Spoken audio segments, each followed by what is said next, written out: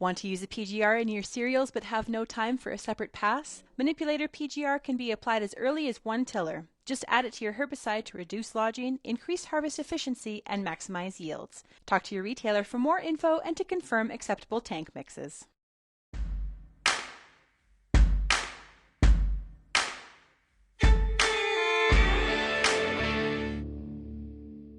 All right, joining me now, I've got Tyler McCann. He's the Managing Director of the Canadian Agri-Food Policy Institute. Hello, Tyler. Welcome here. Hi, Lindsay. Thanks for having me. Okay, so it's an exciting week. We are launching season 2 of the Ag Policy Connection, brought to you by CAPI, hosted by our own Kelvin Hepner. First, let's back up. What is the Ag Policy Connection podcast all about?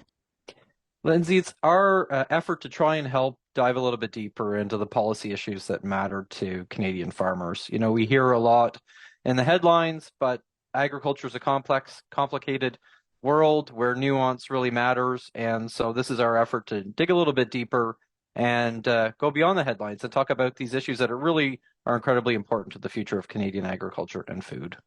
Now, season 1, really interesting. It looked backwards a little bit more. It looked at sort of where we're at on some policies and how we kind of got here.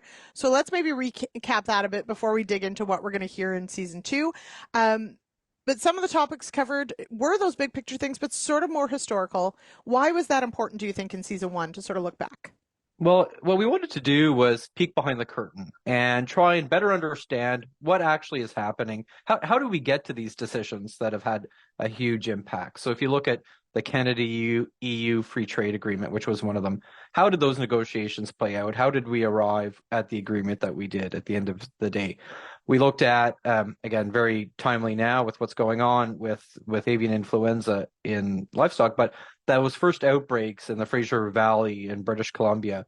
What happened? How did government work? What lessons did we learn? And really, again, trying to bring people that were there, that were at the table, that were involved in these decisions, in the negotiations, in the policy development, bring them to the table and have them explain to us how this unfolded and how we got to where we did today. Mm-hmm. And I want to just say, for anyone who hasn't listened, you can, of course, always go back and listen to season 1 before you jump into season 2, which is going to launch this week. And I will say, hats off, Tyler, to you and your team, but also to Kelvin for wrangling some of the amazing guests that we've had on. We've been really appreciative of the people who have given us their time. And it has taken, I won't lie, it's a lot to coordinate everyone's schedules to get everybody together. But I really do appreciate the voices that have been captured and put together. And so season 2 is more of that. What are we going to hear in season 2 of the Ag Policy Connection? So in season 2, we're looking more forward to the future. We are narrowing in on the topic of sustainability. It's something that we talk about a lot, but it is as much as we're narrowing in on it, it's a pretty broad topic, and there's a lot going on, and it has a huge impact on the public policy environment, but also on what's happening in the private sector. And what we want to do is really, again, dive a bit deeper into these topics with people that have their sleeves rolled up, that are working on it every day, and hopefully give farmers and the broader audience a bit more insight into what are the things that are going to drive the policy environment from that sustainability context going forward. Mm-hmm. Now, the first episode, I don't want to spoil it for everybody, but Kelvin has titled it something cheeky, a little bit anyway. Whiskey's for drinking, water's for fighting over, but he doesn't finish it with fighting over. It's to talk about water. So it does start with water. We're going to go from there. There's definitely some big topics to take on. There's 7 episodes in this season, which is fantastic. In going through season 1, in looking forward to what we're all going to hear in season 2, what do you hope listeners sort of come away with once they've been listening to the Ag Policy Connection? I hope they have a better understanding around what are the policy debates that are actually happening. What's some of the nuance that's driving decision making, and what are the things that we all need to be thinking about as we get to policy decisions and policy actions. And again, we hear a lot of sound bites.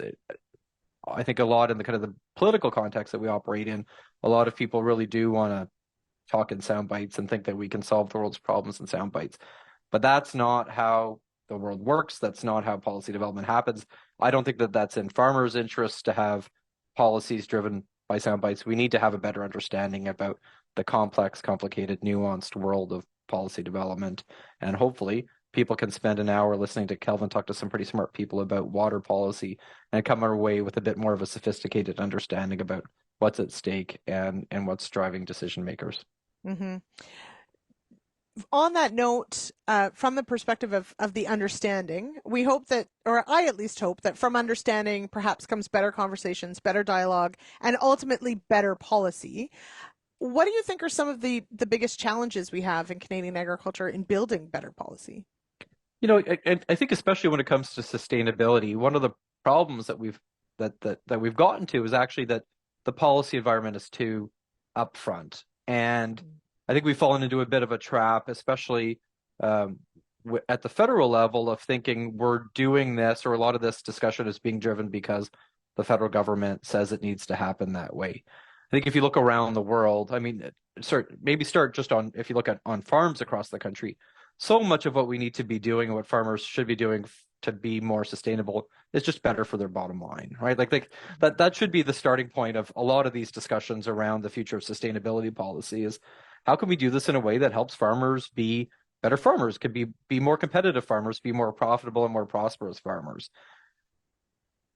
Taking a step beyond that is what's happening along the value chain. How do we better understand expectations of consumers in Canada and around the world, what they're meaning, what do the food companies mean, what does that look like? We need to understand that we've got this investor pressure that's driving better reporting and more requirements, you know, the role that's happening. And the policy environment, rather than driving all of that agenda, should be facilitating and enabling it. And I think, unfortunately, for a number of different reasons in Canada, we've got the policy environment out front, and we need to maybe look at how do we better understand all of those other things that are happening, all the other drivers for why sustainability is a good thing, and reposition the policy debate, the policy context to support, enable, and facilitate improving the sustainability of the sector. It's also a word, sustainability, that sometimes gets the hackles up, because I think probably some of the things you've just outlined where, you know, it hasn't necessarily always been rooted with, I mean, sustainability is supposed to have economics as one of the pillars, right? Something cannot be sustainable if economics aren't part of it. So it is a tough one sometimes in agriculture for us to, you know, be like, ugh, you know, don't use that word or whatever, but it is here. It is a discussion. We have to have it. How do you think we can sort of better approach that term of sustainability and make it a productive conversation? And Lindsay, we did a study with Real Agri Studies a year ago. We put out a report that highlighted that a big piece of feedback that we got from farmers was, what the heck do you mean when you talk about sustainability? And if we struggle even with a definition of it, it really does make progress challenging. And I think we saw that with how we've looked at this upcoming season of the podcast, because it's framed around sustainability. But if you look at an episode on water versus extension, for example, those are very different topics, all under the same broad theme. And so I think it is about understanding that sustainability means a lot of different things to a lot of different people. That's a blessing and a curse, and we need to kind of learn how we can kind of work around that. And we also need to understand that it is a challenge, but it is also an opportunity. And we need to have, again, more honest, upfront conversations about the fact that there are challenges, there are opportunities, and how do we manage one and seize the other. And again, hopefully we can get a bit deeper in the podcast series that way. Absolutely. All right, Tyler, thank you so much for joining me here on Real Ag Radio. I am super excited to listen. So check it out, the Ag Policy Connection.